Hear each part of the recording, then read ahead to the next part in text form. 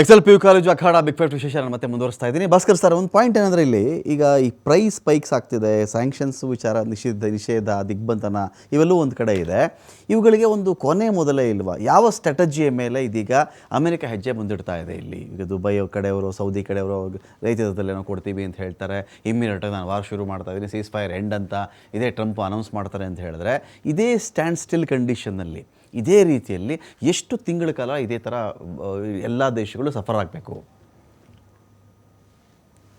ಈಗ ಒಂದು ವಿಶೇಷವಾಗಿ ಹೇಳಬೇಕು ಅಂತಂದರೆ 250, ನಿಮ್ಮ ಪ್ರಶ್ನೆಗೂ 250ಕ್ಕೆ ಏನಪ್ಪ ಅಂತ ಹೇಳ್ಬಿಟ್ಟು ಎಲ್ಲರಿಗೂ ಆಶ್ಚರ್ಯ ಆಗುತ್ತೆ.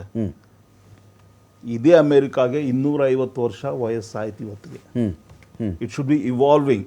ಇಷ್ಟು ವರ್ಷ ಕೌಬಾಯ್ ಸ್ಟೈಲಲ್ಲಿ ನಡ್ಸ್ಕೊಂಬಂತು, ಗೂಂಡಾಯಿಸಮ್ ಥರ ನಡೆಯಿತು. ಯಾವುದೋ ದೇಶಕ್ಕೆ ಹೋಗ್ಬಿಟ್ಟು ಪ್ರೆಸಿಡೆಂಟ್ ಎತ್ತಾಕೊಂಬನ್ನಿ, ಇದನ್ನ ಎತ್ತಾಕೊಂಬನ್ನಿ.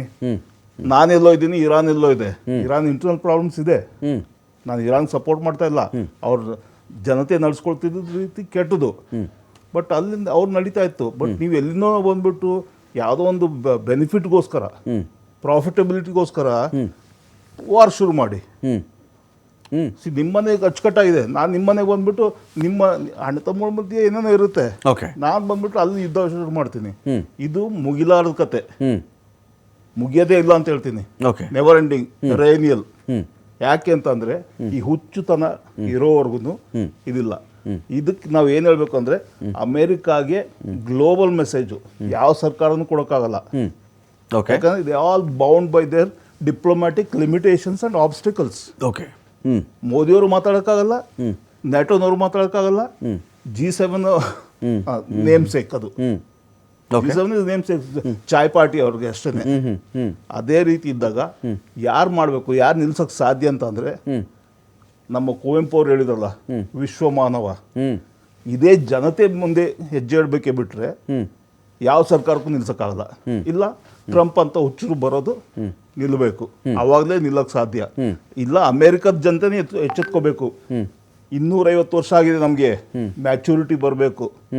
ಹೇಗೆ ನಮ್ಮ ಇಂಡಿಯನ್ ಇದ್ರ ಕಲ್ಚರ್ಲಿ ಅದೇ ಅಮೆರಿಕ ಫಸ್ಟ್, ನೇಷನ್ ಫಸ್ಟ್, ದೇಶ ಮೊದಲು, ಅಮೆರಿಕ ಪ್ರಜೆ ಮೊದಲು ಅಂತ ಎಲ್ಲ ಹೇಳಿದಾಗ ದೇಶಭಕ್ತಿ ಎಲ್ಲ ಉಕ್ಕ ಹರಿದು ಅಮೆರಿಕದಲ್ಲಿ ಟ್ರಂಪ್ ಆಯ್ಕೆ ಮಾಡಿದಲ್ಲ, ಪ್ರೀತವಾಗಿ ದೇಶಭಕ್ತಿ ಉಕ್ಕ ಹರಿದು ಬಿಡ್ತಲ್ಲ. ಅಲ್ಲಿ ಉಕ್ಕ ಹರಿದು ಇದನ್ನ ಯಾವ ರೀತಿ ಅಂತ ನಾವು ತೋರಿಸ್ಕೊಡ್ಬೇಕು.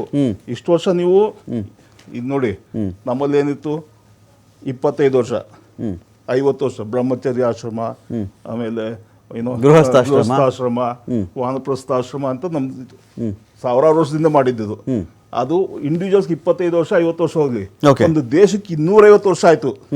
ಈಗ ಅಮೇರಿಕ ಅರ್ಥ ಮಾಡ್ಕೋಬೇಕು, ನಾನು ಟೀನೇಜ್ ಇಂದ ದಾಟ್ತಾ ಇದ್ದೀನಿ. ಈಗ ವಿಶ್ವದ ಬಗ್ಗೆ ಯೋಚನೆ ಮಾಡ್ಬೇಕು. ನಾವು ಜವಾಬ್ದಾರಿಯಿಂದ ಇರಬೇಕು, ಇವಾಲ್ವ್ ಆಗಬೇಕು. As a nation have to evolve, not goondaism. It is goondaism, absolute goondaism, because some joker has become a very president of I have the rights. ವಿಶ್ವಮಾನವಾಗಿ ಮಾತಾಡ್ತೀನಿ, ಈಸ್ ಅ ಜೋಕರ್. ನಾನು ಮಾತಾಡ್ತೀನಿ. ವೆಂಕಟೇಶ್ ನಾಯ್ಕ್ ಸರ್ ಕೇಳ್ತೀನಿ. ವೆಂಕಟೇಶ್ ನಾಯ್ಕ್ ಸರ್, ಈ ನೇಟೋ ಅಥವಾ G7 ಅಥವಾ ಇನ್ಯಾವ್ಯಾವುದೋ European ಯೂನಿಯನ್ನು ಏನಾದರೂ ಮಾತಾಡ್ಕೊಳ್ಳಿ, ಈ ಯಾವುದೇ ಒಕ್ಕೂಟಗಳಿಗೆ ಇವತ್ತು ಏನೂ ಮಾಡಲಾಗದಂಥ ಅಸಹಾಯಕ ಸ್ಥಿತಿಯಲ್ಲಿ ಅವೆಲ್ಲವೂ ಇದೆಯಾ?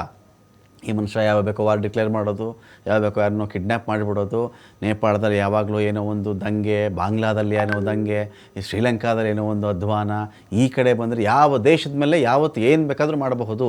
ಈ ಸ್ಥಿತಿಲಿದ್ದಾಗ ಅಟ್ಲೀಸ್ಟ್ ಇಟಲಿಯ ಮೆಲೋನಿಯಷ್ಟಾದರೂ ಒಂದು ರೋಷ, ಒಂದು ಸ್ವಾಭಿಮಾನ ಅನ್ನೋದು ಬೇರೆ ನಾಯಕರುಗಳಿಗೆ ಇಲ್ವಾ ಇವತ್ತಿಗೆ ಅಂತ? 5 ನಿಮಿಷದಲ್ಲಿ ಇಳಿಸ್ತೀನಿ ರೀ ಅಂತಾನೆ ಸರ್, 5 ನಿಮಿಷ ನಿನ್ನ ದೇಶದಲ್ಲಿ ನಿಲ್ಲಿಸ್ಬಿಡ್ತೀನಿ ಅಂತ ಮಾತಾಡಬೇಕಾದ್ರೆ ಏನೇನು ನೆಗೆಟಿವಿಟಿಗಳು ಅಥವಾ ಏನೇನು ಇವ್ರ ಕರ್ಮಕಾಂಡಗಳು ಆ ಮನುಷ್ಯನ ಕೈಲಿದ್ದರೆ ಈ ಥರ ಮಾತಾಡೋಕ್ಕೆ ಸಾಧ್ಯ ಅಂತ ನಾನು ಹೇಳೋದು. ಈಗ ಅವರು ಸ್ಕಾಲ್ ಲೀಡರ್ ಭಾಸ್ಕರ್, ನಾವಿಬ್ಬರು ಒಂದೇ school, Sainik school Bijapur. Sir, I hope you are the same. So ಅವ್ರು ಕರೆಕ್ಟ್ ಆಗಿ ಹೇಳಿದ್ರೆ, ಇವ್ರು ಕೌಬಾಯ್ ಸ್ಟೈಲ್ದಲ್ಲಿ ಒಂಥರ ಡಿಕ್ಟೇಟರ್ಶಿಪ್ ಇದ್ ಏನಂತಂದ್ರೆ ನಡೆಸ್ತಾ ಇದ್ದಾರೆ ಅಂತಕೊಂಡು. ಇದೇನಾಯ್ತಂದ್ರೆ, ಈಗ ಟ್ರಂಪ್ದು ನೀವು 2 ಟೆನ್ಯೂರ್ ವಾಚ್ ಮಾಡ್ರಿ. ಒಂದು ಫಸ್ಟ್ ಟೆನ್ಯೂರ್, ಆಮೇಲೆ ಒಂದು 5 ವರ್ಷ ಗ್ಯಾಪ್, 4 ವರ್ಷ ಗ್ಯಾಪ್ ಆಯ್ತು, ಮತ್ತೆ ಸೆಕೆಂಡ್ ಟರ್ಮ್ ಬಂದರು. ಇದು ಎಕ್ಸೆಂಟ್ರಿಕ್ ಬಿಹೇವಿಯರ್ ಫಸ್ಟ್ ಟರ್ಮ್ ದಲ್ಲಿ ಜಾಸ್ತಿ ಕಾಣ ಬರ್ಲಿಲ್ಲ. ಈಗ ಸೆಕೆಂಡ್ ಟರ್ಮ್ ದಲ್ಲಿ ನವ್ ಆರ್ ನೆವರ್ ಅಂತಕೊಂಡು ಇದು ಏನಂತಂದ್ರೆ ಒಂಥರ ವೆನುನ್ಜುಲಾ ಮೇಲೆ ಏನೋ ಒಂದು ಅಟೆಂಪ್ಟ್ ಮಾಡಿದ್ರಲ್ಲ, it was just like a cake walk. ಅಲ್ಲಿ ವೆನುನ್ಜುಲಾದಲ್ಲಿ ಏನದು ಎಲ್ಲ ಬ್ಯೂಟಿಷಿಯನ್ಸ್ ಅನ್ನು ಪ್ರೊಡ್ಯೂಸ್ ಮಾಡ್ತಕ್ಕಂತ ಒಂದು ಕಂಟ್ರಿ, ಒಂದು ಸಣ್ಣ ಕಂಟ್ರಿಗೆ ಏನಂತಂದ್ರೆ ಹೋಗಿ ಅವನ್ನೆಲ್ಲ ಮಿಡ್ನಾಪದಲ್ಲಿ ಹಸ್ಬೆಂಡ್ ಒಂದು ಹನಿ ರಕ್ತ ನೆಲಕ್ಕೆ ಬೀಳಿಲ್ಲ ಸರ್ ಅಲ್ಲಿ, ಒಂದೇ ಒಂದು ಹನಿ ರಕ್ತ ನೆಲಕ್ಕೆ ಬೀಳದೆ ಅಲ್ಲಿ ಅಧ್ಯಕ್ಷ ಅಥವಾ ಒಂದು ಆಳ್ವಿಕೆನೆ ಅಂತ್ಯವಾಗೋಯ್ತು ಅಲ್ಲಿ ಅಂತ. ಸೊ ಆ ತರ ಬಂದ ಕೂಡನೆ ಇದು ಫಿತೂರ್ ಏನಪ್ಪಾ ಅಂದ್ರೆ ಮೈಂಡ್ದಲ್ಲಿ ಇದು ಏನಪ್ಪಂದ್ರೆ ಒಂಥರ ಓವರ್ ಕಾನ್ಫಿಡೆಂಟ್ ಆಗ್ಬಿಡುತ್ತೆ. ಟ್ರಂಪ್ ಓವರ್ ಕಾನ್ಫಿಡೆಂಟ್ ಆಗಿ ಇರಾನಿಗೆ ಇಷ್ಟು ವರ್ಷ 40 ವರ್ಷ ಆದ್ರೂ ಸ್ಯಾಂಕ್ಷನ್ಸ್ ಅಮೆರಿಕ ಹಾಕ್ತಾ ಬಂದಿದೆ, ಅವ್ರನ್ನ ಕಂಟ್ರೋಲ್ ದಲ್ಲಿ ಇಡ್ತಾ ಬಂದಿದ್ದಾರೆ. ಬಟ್ ಯಾವ ಅಮೆರಿಕನ್ ಪ್ರೆಸಿಡೆಂಟ್ ಅದ್ರ ಮೇಲೆ ಈ ತರ ಮಿಲಿಟರಿ ಆಪರೇಷನ್ಸ್ ಮಾಡ್ಲಿಲ್ಲ. ಅವರೆಲ್ಲ ಹುಚ್ಚರಿದ್ದಾರೆ, ಅವ್ರಿಗೆ ಗೊತ್ತಿತ್ತು ಅವ್ರಿಗೆ ಏನಂತಂದ್ರೆ ಇದು ಯಾವ ತರ ಏನಪ್ಪಾ ಅಂದ್ರೆ ಎಕ್ಸ್ಪ್ಯಾಂಡ್ ಆಗ್ಬೋದು, ಯಾವ ತರ ಲೀಡ್ ಆಗ್ಬೋದು ಅಂತ ತಿಳ್ಕೊಂಡು. ಇದು ಏನಂತಂದ್ರೆ ನೇತಾನ್ಯಾಹು ಮಾಡಿದ್ದ ಏನಪ್ಪಾ ಅಂದ್ರೆ ಒಂದು ಟ್ರ್ಯಾಪ್. ಇವರು ಬೇರೆದವ್ರಿಗೆ ಹನಿ ಟ್ರ್ಯಾಪ್, ಮನಿ ಟ್ರ್ಯಾಪ್ ಇದು ಎಲ್ಲ ಮಾಡ್ಕೊಂತ ಹೋಗಿರ್ಬೋದು. ಬಟ್ ಈಗ ಡೊನಾಲ್ಡ್ ಟ್ರಂಪ್ ಏನಪ್ಪ ಟ್ರ್ಯಾಪ್ ದಲ್ಲಿ ಸಿಕ್ಕಾಕಿದ್ದೇ ನೇತಾನ್ಯಾಹುದು ಪ್ಲಾನ್ ಸಲುವಾಗಿ ಓಹೋ I think it is workable ಅಂತ ಒಂದು ಪ್ರೆಸೆಂಟೇಶನ್ ಕೊಟ್ಟಾಗ ಟ್ರಂಪ್ ವಾಸ್ ಇಂಪ್ರೆಸ್ಡ್.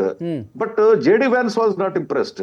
ಏನಂತಂದ್ರೆ ಅಲ್ಲಿ ಡಿಫರೆನ್ಸ್ ಆಫ್ ಒಪಿನಿಯನ್ ಇದ್ದು. ಸ್ಟಾರ್ಟಿಂಗ್ ಇದು ಏನಂತಂದ್ರೆ 28ನೇ ಫೆಬ್ರವರಿ ಅಟ್ಯಾಕ್ ಮಾಡ್ಬೇಕಾದ್ರೆ ಅದಕ್ಕಿಂತ ಮೊದಲು ಒಂದು ಪ್ರೆಸೆಂಟೇಶನ್ ನೇತಾನ್ಯಾಹು ಕೊಟ್ಟಾಗ Trump was impressed and JD Vance was not impressed. Oh, it is workable, fantastic plan, ಆ ಟೈಪ್ ಈ ಟೈಪ್ ಅಂತಂದ್ರು.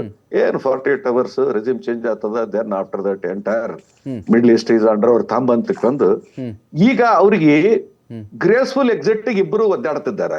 ಈ ಯುದ್ಧದಲ್ಲಿ ಸಿಕ್ ಹಾಕೊಂಡ್ ಬಿಟ್ಟಿದ್ದಾರೆ. ಯುದ್ಧ ಏನಂತಂದ್ರೆ ಯು ಮೇ ಸ್ಟಾರ್ಟ್, ಇರಾನ್ದವ್ರು ಚೆನ್ನಾಗಿ ಹೇಳಿದ್ರು ಅವರು ಏನಪ್ಪಾ ಅಂದ್ರೆ you may start but we will end ಅಂತ ತಿಳ್ಕೊಂಡು. ಯುದ್ಧದಲ್ಲಿ ನೀನ್ ಏನಂತಂದ್ರೆ ಇಟ್ ಇಸ್ ನಾಟ್ ಯಾರೋ ಅಂಪೈರ್ ವಿಸಿಲ್ ಹೊಡೆದ ಹಾಕಿ ಮ್ಯಾಚ್ ನಿಲ್ತಾ ಅಂತ ತಿಳ್ಕೊಂಡು ಆತರ ಇಲ್ಲ. ಅದು ಡಿಫ್ರೆಂಟ್ ಡೈನಾಮಿಕ್ಸ್ ಇದೆ ಯುದ್ಧದಲ್ಲಿ.